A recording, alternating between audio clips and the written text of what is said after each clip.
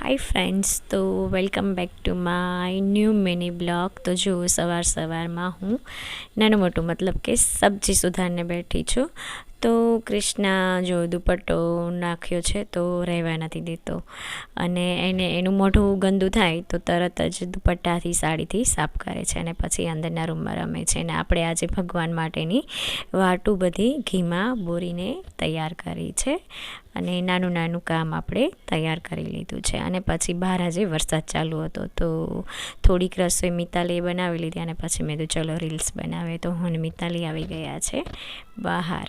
અને જુઓ, અમારે તો આજે ઝીણો ઝીણો વરસાદ ચાલુ જ છે સવારનો. અને પછી આજે ચલો બનાવ્યું હતું લંચમાં.